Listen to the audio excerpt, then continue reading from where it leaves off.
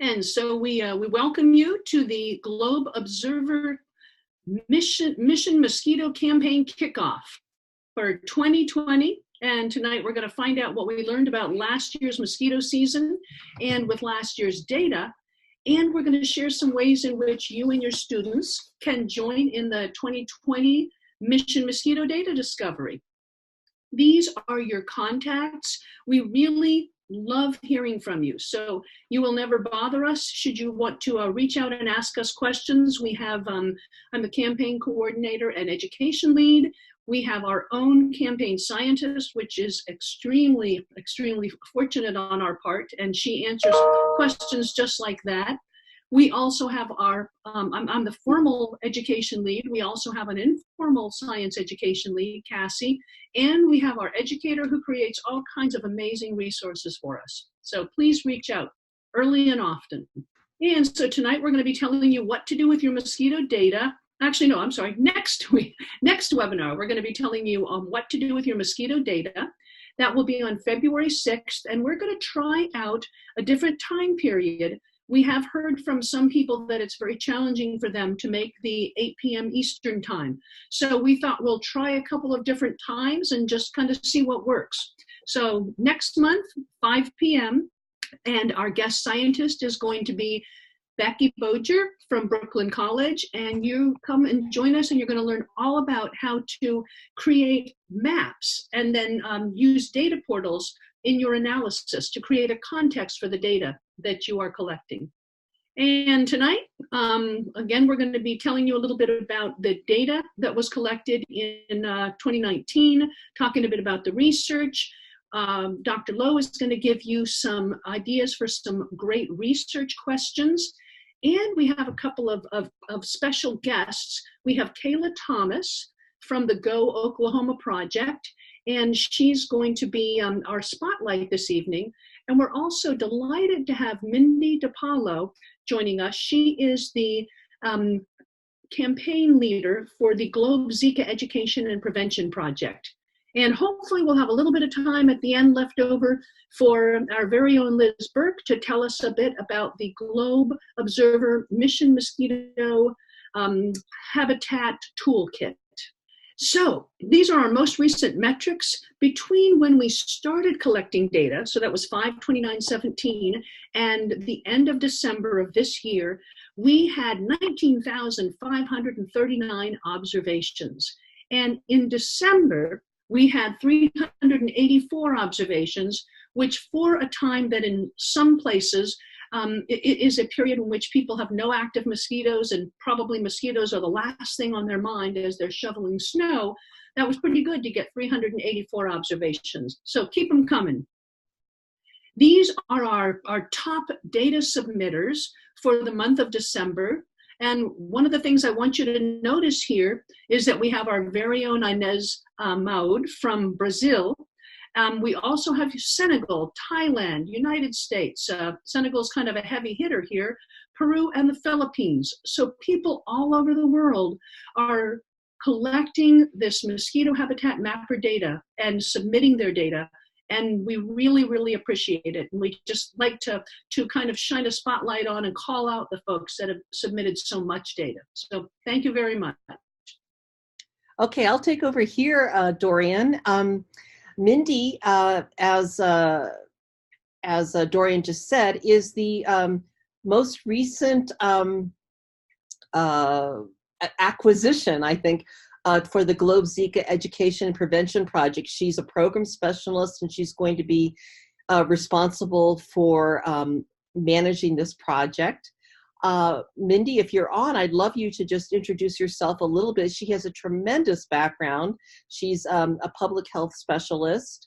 She's done a lot of really cool things, had a lot of different projects working in Peru. She's been working with Ebola in Africa, and has worked with Black Carbon and Pulmonary Health with the UNEP program. And I think we are just so delighted to welcome her to our team. And Mindy, are you there? Do you want to just say a few words? Hello? I'm here. Thanks, Rusty. Hi, everyone. Like Rusty said, my name is Mindy DePaula.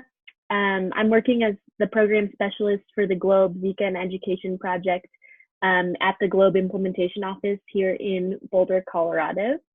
And essentially, I'm trying to help run this program smoothly throughout the last year of the project, and working really closely with Rusty and hopefully Dorian to really amp up our mosquito identification data and just more points in inputting into the app as well.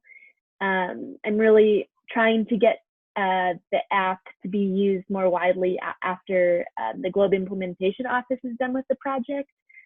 So I'll be trying to connect with a lot of public health officials in the upcoming months and year, trying to see the gap between the data points that everyone's collecting, including yourself, collecting inside the app, and then connecting it with public health officials on the ground, either locally and also with the WHO.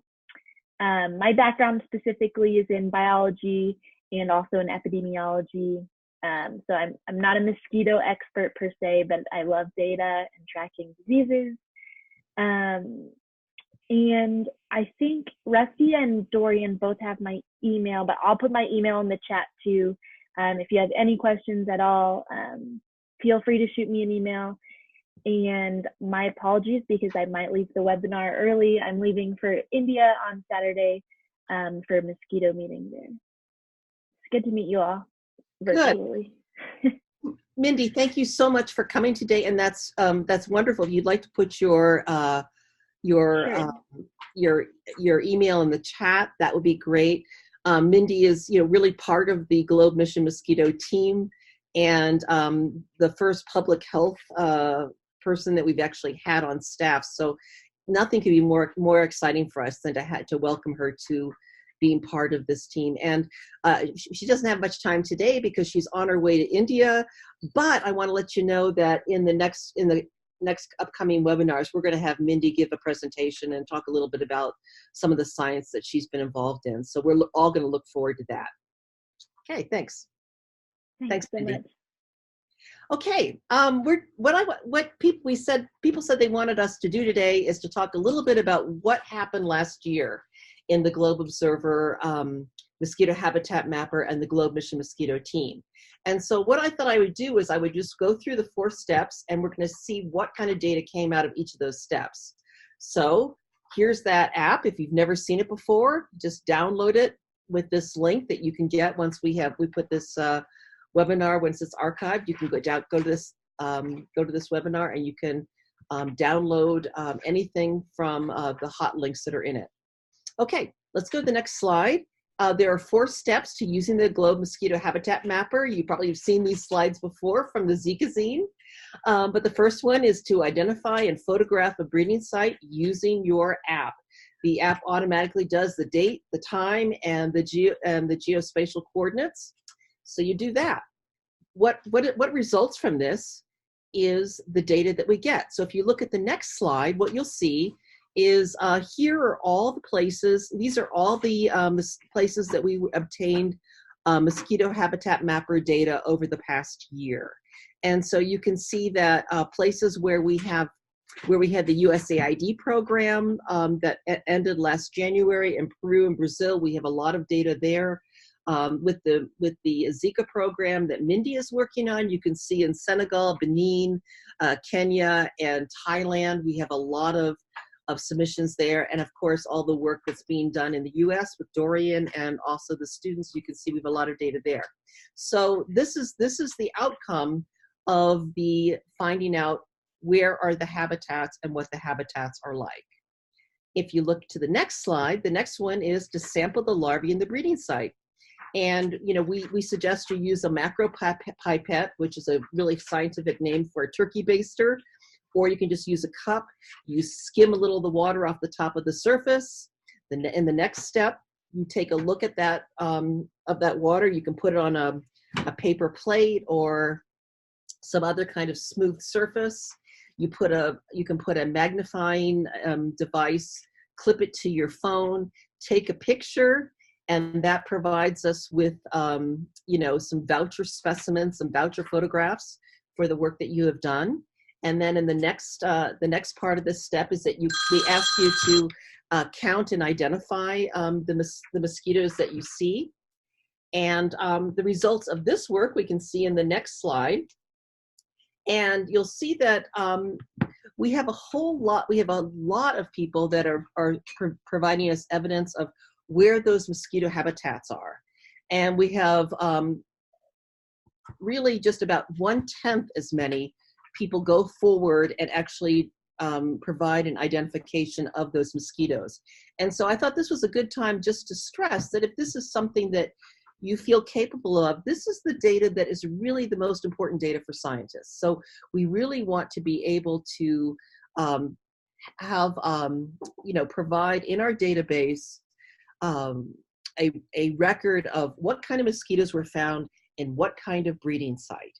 And this is going to be the big push that we have for the 2020 year. So we have what we have here is about not quite 1,000 sites that were identified last year. We would love to see 10 times that this year, and I really think that that's possible.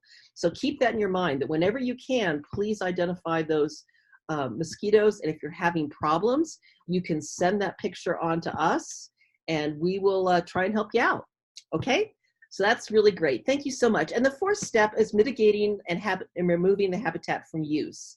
And by mitigation, we mean basically covering over the water if it's water you're storing for a purpose, or dumping it out if it's water that's accidentally being collected because of rainfall. And if you look at the next slide, you'll see that this is one of the really important things that we're doing, because every time someone dumps out or mitigates a site, you are reducing the potential for the transmission of disease by the mosquitoes that are growing there. So that's really, really important. And I think we have a lot to be proud of from that data. So you'll see here the data, the scatter plot for the mosquito data that we collected this year. Okay, so next slide. I'm going to turn this back to my colleague Dorian, and she's going to talk a little bit about the IVSS, which is doing science fair projects using mosquito data, and that's what we're going to talk about for the rest of the webinar. Thank you so much, Rusty. So one of the things that is really special about the GLOBE program is the fact that students not only get a chance to collect data, but they also can use that data, analyze the data, and then communicate their data to others, just like scientists do. And so the International Virtual Science Symposium, which we affectionately call the IVSS, is an opportunity for students all over the world in the 123 GLOBE countries that are now a part of the GLOBE family. And so they can do these projects. We have templates for them that are available on the GLOBE website. They follow the template depending on which grade level they're at, and they come up with an investigative question. Then they collect various types of data, and I'm going to give you some examples of some of these types of data that you might want to use, that they might use, to be able to answer some questions that they have. So in the case of the GLOBE mosquito habitat mapper, of course, we're looking at questions that are related to mosquitoes. So what I wanted to tell you a little bit about this evening are, from our experiences last year, that there is a continuum of ways to engage and involve students. Some may end up doing international virtual science symposium projects. That's kind of like the creme de la creme. Others may not. I also want to talk a little bit about the wide range of investigative questions to consider, and Rusty's going to do a deep dive into 4 of these. I want to share with you the GLOBE Mosquito Bundle, which are some protocols that can be used to help gather data that can support this research that's focused on mosquitoes. And then I was thinking it would be a fabulous idea for places that don't necessarily have active mosquito season all year long, or you could, and you could still do this, but kind of a fight the bite event where students are working to inform people in their community about how to protect and prevent being bitten by mosquitoes in the first place. So then you don't have to worry about potentially having mosquito transmitted diseases. A continuum of ways to engage students. There are some people who are able to fit in the Mosquito Habitat Mapper and doing IVSS, science fair projects, as an ongoing part of their curriculum.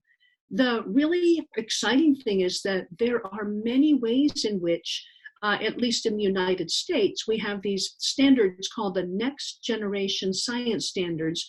And there are so many ways that you are explicitly and implicitly touching upon the Next Generation Science Standards, all three dimensions of them, when you are having your students learn about and use the Mosquito Habitat Mapper. There's some other ways, though, that it's used. Let's say that you maybe aren't even teaching a science class, or you just, your curriculum is so full that you don't have time to fit in, yet one more thing. There are plenty of educators who use this as a lunch bunch.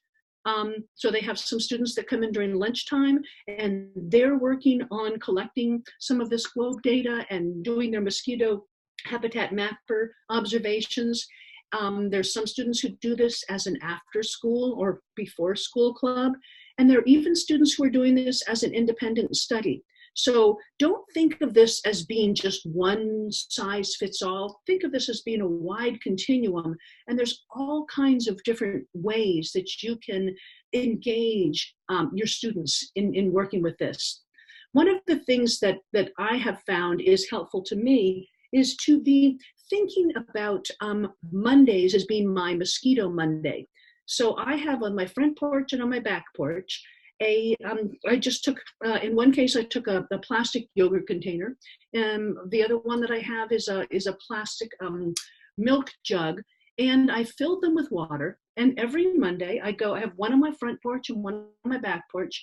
And on Mondays, I have my phone reminds me to go out and just take a look inside my mosquito trap and see if I happen to have any mosquito larvae. Well, I know because I have snow on the ground here that for the most part, I am not going to have any mosquitoes. I also have one in my house, by the way, which could very well have mosquitoes. But as long as I'm checking these every 7 to 10 days, even if there were mosquito larvae, then I would empty it out. But as long as I'm checking it, it's okay if it's just kind of any type of a container that has water in it, so that I'm looking at it and seeing if there happen to be any mosquito larvae. So that's one of the ways in which I'm being aware on a weekly basis of when and where we could potentially have active mosquito season. So that's one of the things you might consider doing, having your classroom, maybe inside your classroom and then also outside, a mosquito trap that you're checking regularly. Now, when you get closer to having active mosquitoes, we have a special kind of a mosquito trap that you probably want to make, so that just in case inadvertently you are hatching some mosquito eggs, the adult mosquitoes, which may come about from the mosquito eggs and the larvae and the pupa, so that they're not flying out and biting people. So we'll give you a little bit more information on that. Or you can just go to our Globe Observer website, and you can find out that you can find, and there you go. Rusty also has some good information up there. So you just want to have some sort of way in which you're checking on a regular basis to see if there are active mosquitoes. And then finally, the kind of creme de la creme is to have international virtual science symposium, meaning what this is students submit online their science reports, and scientists and other judges get a chance to take a look at these, and then they're able to report in and give the students some feedback on their reports. So there are no bad reports. They actually get between 1 and 4 stars, and they can even earn additional badges. So if you think this sounds at all like something you want to do, you definitely want to go to the Globe website and take a look at the International Virtual Science Symposium and get a feel for what the expectations are. So there's a wide variety of investigative questions that can be answered. During active mosquito season, oh, the sky's the limit. There's all kinds of things. One of the really neat things that Dr. Lowe and some other folks have worked on are using different bait water. So you create these mosquito traps that use a 2-liter plastic bottle, soda bottle, and we have the directions on our website for how to make those. Then you might put them outside and either put them in different places using the same kind of bait water. So you have that as a control, but your variable is different places. Or you might have the same place, but try varying what you put in the bait water. In some, you might put some alfalfa pellets. In some, you might put some fish food. In others, you might put some grass clippings, maybe use some rice water, the water you kind of drain off of rice when you're soaking it. So lots of different ways in which you could see if the type of bait water you use has an impact on where the mosquitoes are more likely to lay their eggs. There are so many, many other ways in which during active mosquito season, you could come up with investigative questions. Where many of our teachers feel a little more, this is a challenge to them, is during non-active mosquito season. So I was working with a group of students today from Shoemate Middle School in Gibraltar, Michigan, and we were talking about the fact that where they live in Michigan, there has unfortunately been I think there were 6 people who actually died from a mosquito-transmitted disease known as Eastern Equine Encephalitis, or EEE. So the students have decided that they're going to research this disease, EEE. They're going to research the type of mosquito that transmits this disease, and they're going to learn all about which types of environmental parameters, like surface temperature, humidity, soil moisture, those mosquitoes that transmit this disease prefer. Then they're also monitoring on a daily basis their temperature, the maximum and minimum temperature. They're also looking at the humidity, and they're looking at the precipitation. And they're going to work on taking their globe data that they collect with those atmosphere protocols, and then predicting when they think active mosquito season is going to begin. Now, IVSS science projects are due by March 10th this year. So they don't anticipate they're going to have active mosquitoes before that time. But they're still going to be able to research this disease. They're going to learn about protection and prevention measures, and then they're going to be doing a Fight the Bite campaign and doing some public service announcements using videos and skits that they come up with, so that once a week or maybe twice a month in the spring, they can start to let people know about some of the prevention and protection measures that they can take. And also, as a result of them going around and documenting where they see standing water, they can give people a feel for where some of the standing water is in their community. So they don't even need it to be active mosquito season to be able to collect this data and get a deeper understanding about mosquitoes and why mosquitoes are the world's most dangerous animal. We invite you to join our International Virtual Science Symposium Base Camp, and there's the URL for that. Maybe someone who's not presenting right now could stick that in the chat box, but that will also be useful to you if you are an educator or a student and you are thinking about or know you're going to do an IVSS project this year. We will be happy to collaborate, listen to what your ideas are, share some of our ideas, and have some resources. So it's kind of a focused water cooler, if you will, that is built in to help people who are planning to do these kind of more in-depth science symposium projects. Next slide, please. Now, there is a Globe Mosquito bundle. By bundle, what that means is that these are some of the Globe protocols. And for those of you who may not be Globe teachers or may not be a part of the Globe program, this is an absolutely fabulous free program, been around now for 25 years. And we have lots, I think there's actually now, I would say lots, but over 50 different protocols, which are basically just a standardized way of collecting environmental data that can be used by students all over the world and easily shared by students all over the world so that we can better understand Earth systems. So some of the ones that fit so easily into understanding the cause and effect relationships between the environment and mosquitoes include things like soil moisture, so that's one of the protocols, water temperature, pH value, air temperature, soil temperature, precipitation, and relative humidity.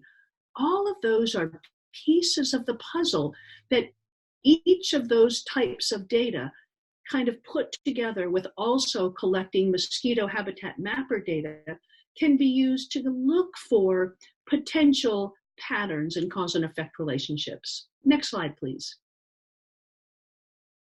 So in addition, or instead of, depending on what works in your world, we would love to see some of you considering for Earth Day to do some Fight the Bite events. So these could be Earth Day events, STEM family events. And basically what you'd do is you'd learn about what genera and species of mosquitoes are in your location, learn a little bit about them, learn about which types of mosquitoes they may, diseases they may transmit, and then have your students, or if you don't teach, perhaps you work in a library or you work in a museum and you have participants who come on a regular basis, you can have them use the mosquito habitat mapper to identify potential mosquito breeding habitats. They can be taking pictures of these, catalog these, and then use this information and other information from your local mosquito control agencies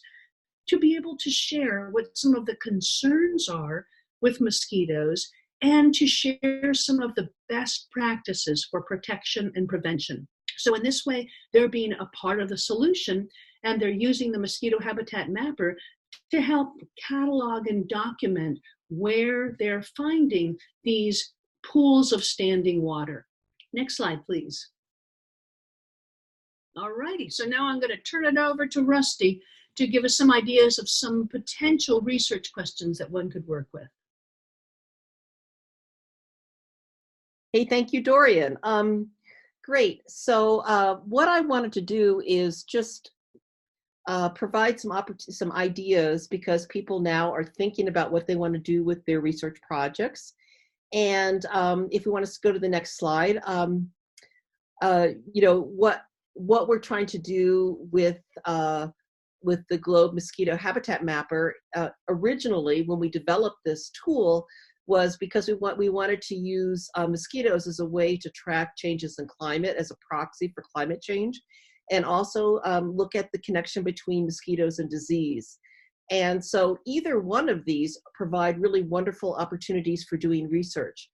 We already had a webinar talking about mosquitoes and climate, and so you might have seen part of the slide already. It is complicated, the relationship, but it is possible to tease these things out using the data that you'll have available. And if you go to the next slide, please, what you'll see is that what you need to do when you do research is just make sure you have a really good research design.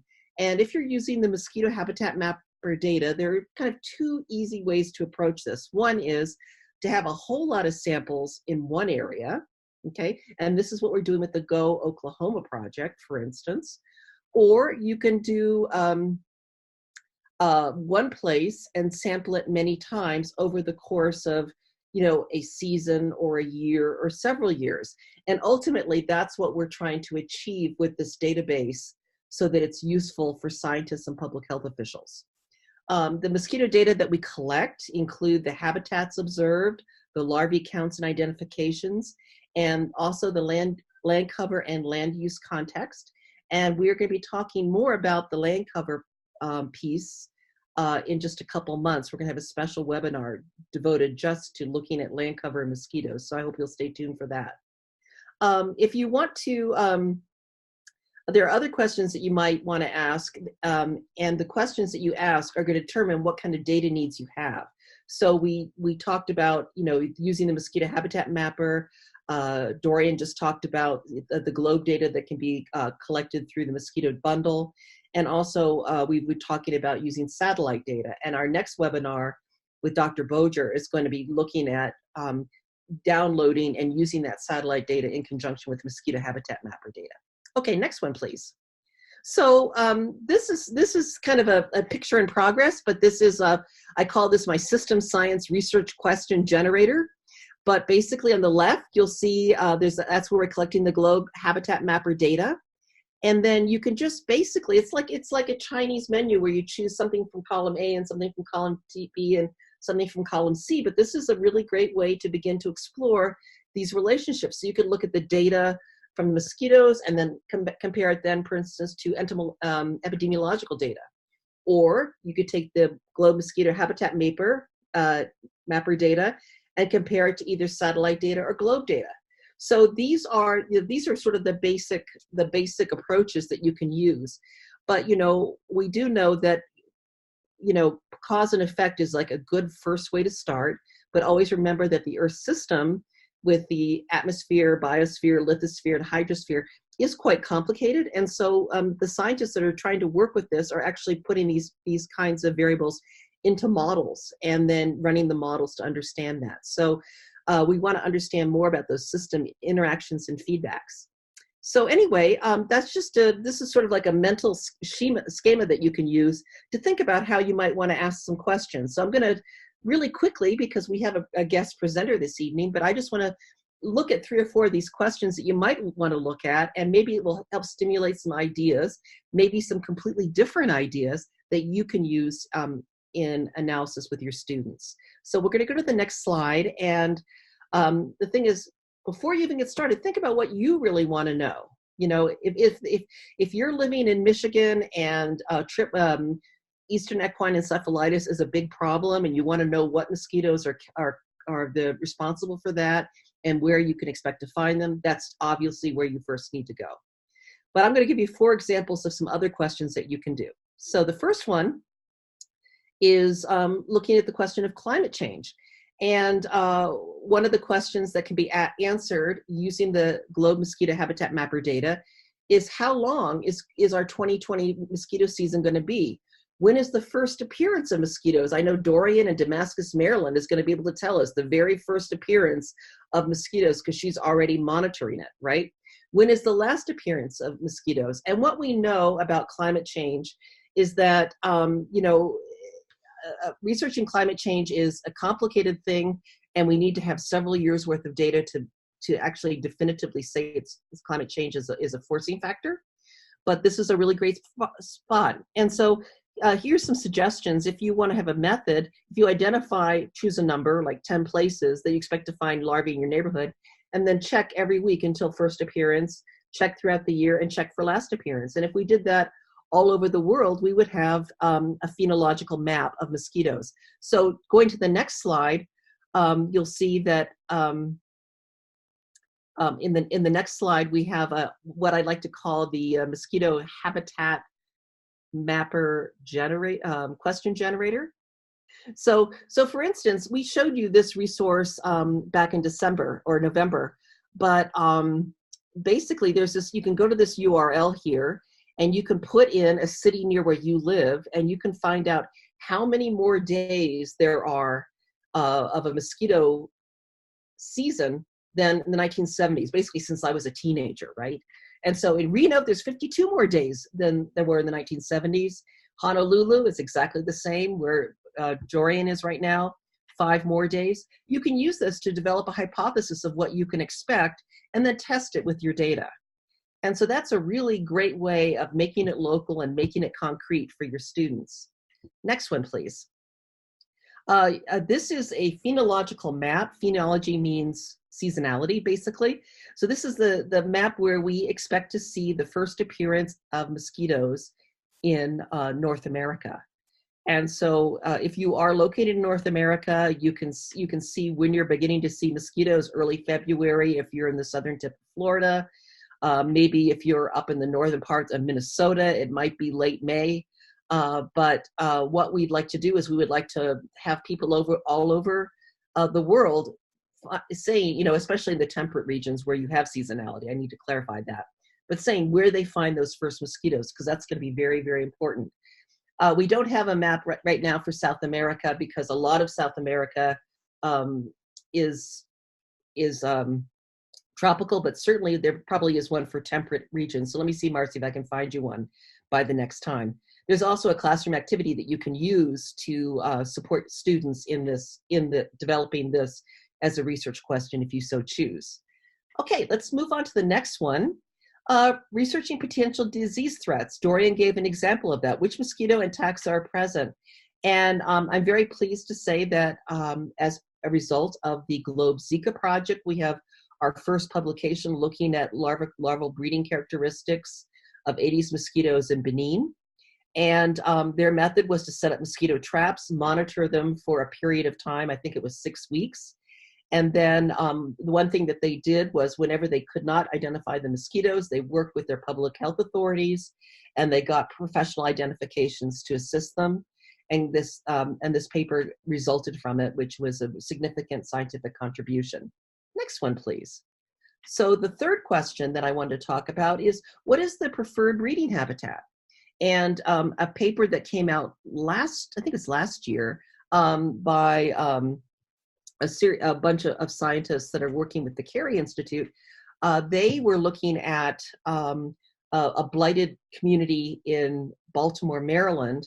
They put out mosquito traps and they were able to make statements based on the data that they collected about the kinds of urban environments that were collecting different species of mosquitoes. It was really quite remarkable what they found. So here, the sampling strategy was to go into a series of 2 designated neighborhoods and set up a grid of mosquito traps, monitor them over the course of the summer.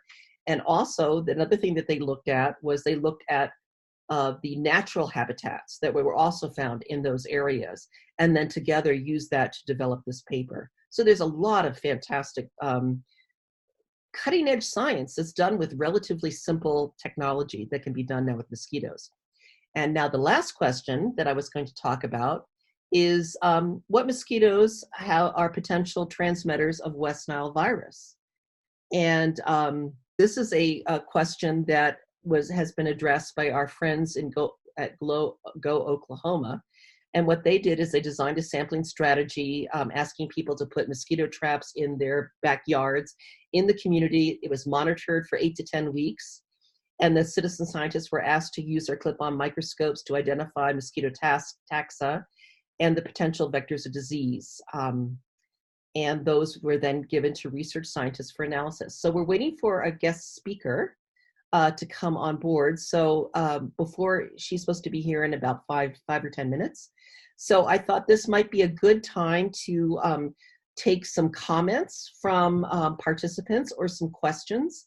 I'm thinking you might have better comments than questions because I know all of you or many of you are quite experienced in this kind of work. So would you like to put some things in the chat or some questions that you'd like to pose to either Dorian or Cassie or myself? I thought one of the things that Lisa Winiger said, she's working in Michigan, and she says one of the questions is, that's very specific to where she is. You know, when you live in the north and you have ice I used to live in Edmonton, Canada, and for 6 months out of the year, the Saskatchewan River is frozen, and everybody bets on when you're going to have ice out. So it's a big deal, right? And I think we did the same thing in Minnesota. We probably do the same thing in Michigan. But once ice out happens, when do you begin to see mosquitoes? So that is a really great question that I think would have a lot of relevance and would, you know, if you're trying to have some public service activities where you're telling the community about that, that's a way to get them excited because people are already excited about the Ice Out event. Okay. Cassie or Dorian, do you have anything else to add? I guess I just might add that, you know, these are really good questions, but for those of you who are places that don't have active mosquito season during the school year, it is challenging, you know, to be able to answer some of those questions because you don't have, you know, mosquito larvae to look at. So, you know, you might consider having students over the summer be collecting data, have certain incentives that they get, you know, as a result of collecting data. You might even collect some of this data yourself and then bring it in and share it with the students. The students that I'm working with right now in Michigan, because they will not have any active mosquitoes to work on identifying during their school year, I'm going to be reaching out to students in Kenya and also in Colombia, who I know are working with Mosquito Habitat Mapper and are identifying the larvae, and have them send some of their sample pictures of larvae to these students. And even though the students won't be able to report their identification of the larva for their IVSS, at least they'll be able to get an opportunity during the school year to work on identifying some of the different mosquito larvae. And then if they do happen to have any before the end of their school year or even in the summer, then hopefully they'll feel more kind of empowered and ready to go out there and identify some of the mosquito larvae themselves. That's a great suggestion. Thanks very much, Dorian. And, you know, I would love it if we would be able to provide some students with some of those clip-on microscopes to use over the summer. Maybe that could be something that could be offered by, maybe, you know, as a promotion, you know, at a school. They cost about $4. So they're not incredibly pricey, but you could lend those out to the summer for the students to do that. I'm so excited now to introduce to you a scientist that's working directly with the Globe Mission Mosquito program. Her name is Kayla Thomas, and Kayla is a McNair Fellow, which is a very prestigious fellowship award that she has the honor of being a recipient of. And Kayla has agreed to talk to us a little bit about what we're calling the Globe Observer Oklahoma project. And it ties into the question 4 that we have just talked about. So I'm going to turn this over to Ms. Thomas. Ms. Thomas, thank you for coming today and for sharing what you know. Thank you so much for inviting me. I just want to say good evening, everybody. Thank you for letting me come on. And I'm super excited to present some of my research I've been doing this past week. I got a grant through McNair and had a 10-week research project using mosquitoes in the NASA app. Great. You just tell Cassie whenever you want the slides to forward. Okay. I forgot to tell you that. Thank you. Thank you so much. My research I did was called Mission Mosquito with Oklahoma citizen scientists, and I attend Southern Nazarene University. It is right outside Oklahoma City area. Okay, our main focus that we wanted to focus on is recruiting citizen scientists. What are citizen scientists? It's anybody in the general public that is interested in science and wants to take some time every week and send some data points. It can be from a classroom setting from second graders all the way up to 75-year-olds. It's any age is able to do it. Studies have shown they are more cost efficient to do it this way, and it's a more real-time surveillance for early detection of viruses. So first, I wanted to show you some data collections that we had.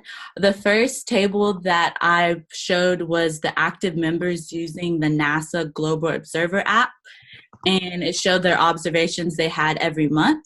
The area map is to show the Oklahoma Norman metro area. that just see the main data points and traps we had set using the citizen scientists. In the lab every week, we also put out our own traps to test if the mosquitoes were actually holding the viruses. We collected over 2,000 mosquitoes within our 10-week period. 21 of the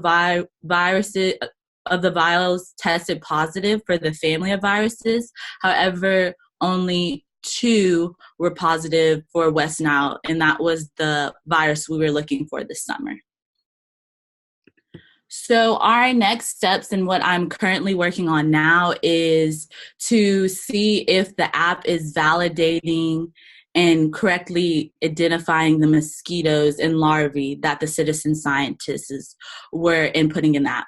We were lucky enough to contact some of the citizen scientists and take their mosquitoes back in the lab and their larvae, and we were able to grow them and actually test if it was actually the species that the app was identifying.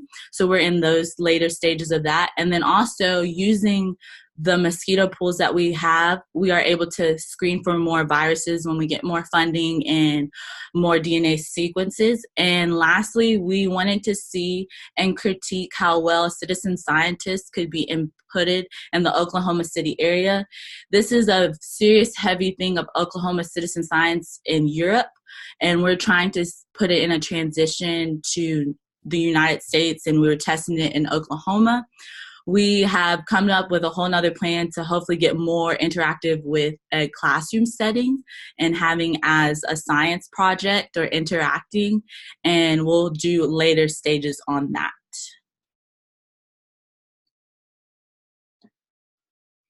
So that was most like the wrap up of my research. I am currently just analyzing all the data and still testing all the mosquitoes we have put in our system, and they're all in the freezer back still in the science lab. If y'all have any questions or want me to go more in depth, I'm here for y'all, and y'all can just send them in. Kayla, that's fantastic. Thank you. And if you want to hear a little bit more about what Kayla has done, she actually composed a blog that is on the Globe Mission Mosquito site in the science blog area. And this is something that we encourage a lot of people to do. Anybody who would like to share their science, I would be really happy to work with you to get that blog up. It's a scientist blog, but I don't have to write them all, right? You guys are also bona fide scientists that have some really incredible findings. Great. Thank you again, Kayla, and we hope this isn't the last time we see you in this webinar. We really appreciate all the work that you're doing with you're at the Southern Nazarene University, correct, in Oklahoma City? Yes. Yes. Excellent. Actually, we have a minute for one question, and Marcy wants to know how you got involved with Globe. So go ahead and tell us about that. So I first joined the McNair Project about a year ago, and I needed to find a research partner and mentor on my campus. So I went to all my science professors, and they were showing me the research, and I actually met with Dr. Franza, who is my research mentor and supervisor, and he was actually working on this project already, and he was planning a trip to go to NASA and meet with these people. So I was able to fly with him last February and embark on it. And he was in his beginning stages. So I just got to step right in, and I was lucky enough to meet Miss Logue on the way and several other people. Great. Yeah. And so it's funny, just that was just the beginning of a great project, and it's now in its second year. So really fantastic. Thanks again, Kayla. If anyone else has any questions for Kayla, go ahead and type them into the chat. And Kayla, maybe you could watch and see if there's anything that you'd like to answer. And in the meantime, here's a picture. I wanted to put this up just to talk a little bit about why it's really important for citizen scientists to work. Because, do you want to go back to that last slide there, Cassie? Yeah, thank you.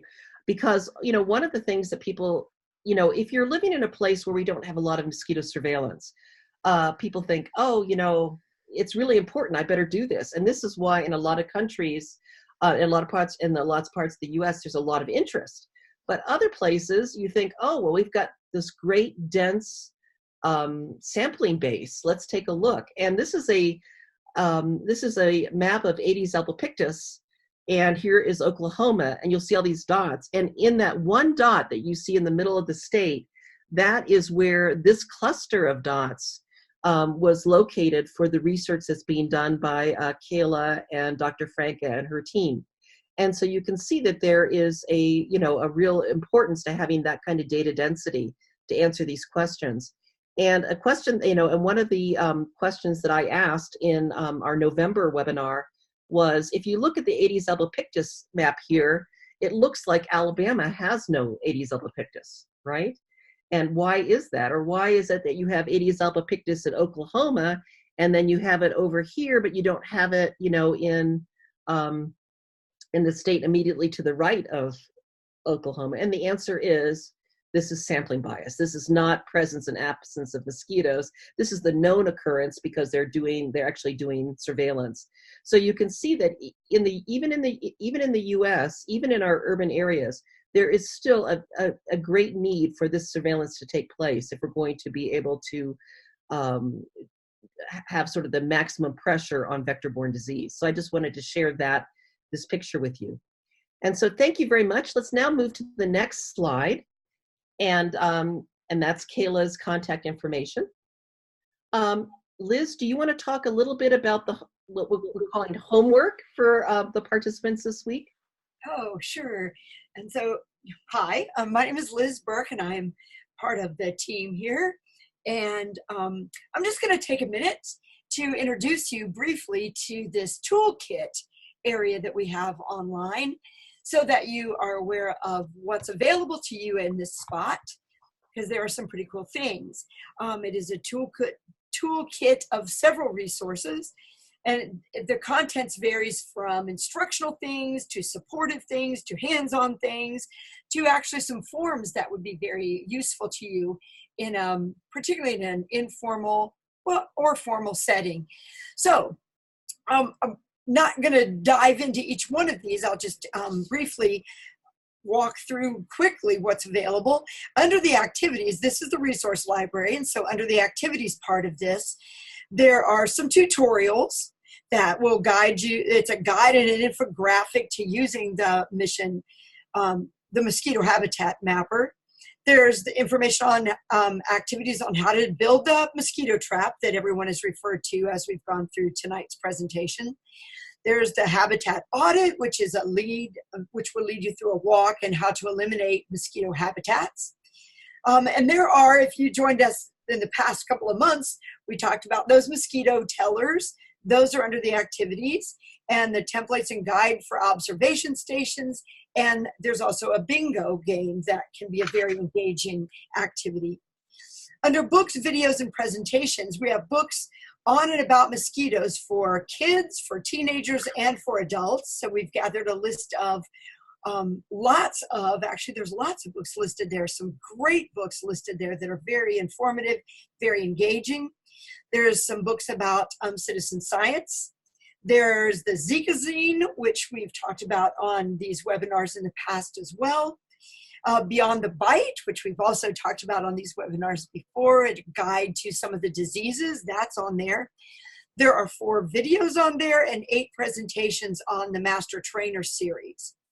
If you go under printables and promotional activities, video on fighting Zika, and then there's some Globe Observer logos that you can use in some of your projects, and the photo release form that you would use if you were going to submit photographs. So we encourage you to get on and have a look at those things, some very informative, very useful things as you go through your projects and working with your students or your citizen scientists on things. But before we leave this page, I'm going to turn this over to Cassie because she has an assignment for you. Well, thanks, Liz. This is the interactive part of our webinars. We'd like everybody to take a look at something in our Globe toolkit. We want to know if we're meeting your needs, and if you found something, did you like what you found? We're open to suggestions for improvement, and if there's something missing, like you wished we had something that would do this, just send me 1 or 2 sentences, and my email address is right there. It's Cassie_Sofing@strategies.org, and we'll collect all that information, and then we'll share it at our February webinar to let you know what the informal survey kind of says. So please take a look at the materials we have in there.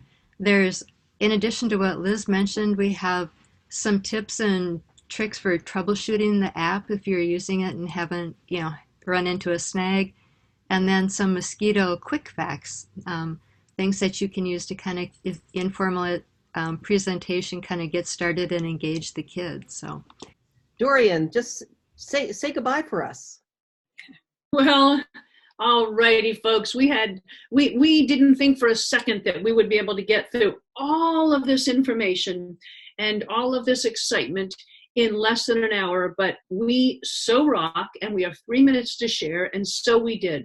So thank everybody so much for joining us from all over the country and indeed all over the world.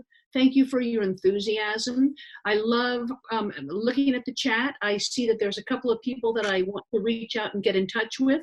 And certainly I saw one teacher who was interested in interacting with the students that I'm working with at Shoemate Middle School.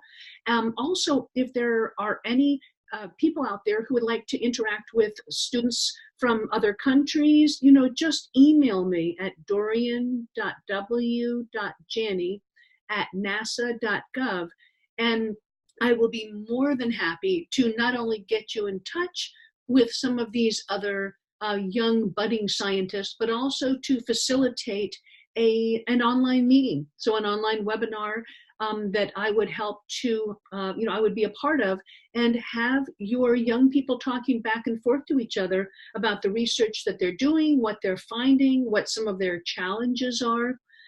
Be more than happy to do that. Also, I know that I speak for the entire team. If your students are working on an international virtual science symposium project and would like some extra set of eyes to kind of take a look at it ahead of time, perhaps make some suggestions, as long as it is, say, the very, very beginning of March or the end of February, because they're due on March 10th, and you send them our way, I believe that we would all be happy to just give them a glance and give them a little bit of feedback. So again, thank you so much. Part of what we love about having these campaigns, the Globe Mission Mosquito campaign, is that we really come together, as a community to support each other, to listen to each other, sometimes to share the excitement and sometimes to share the frustrations that we have in, working together to make this world a better and, a safer place.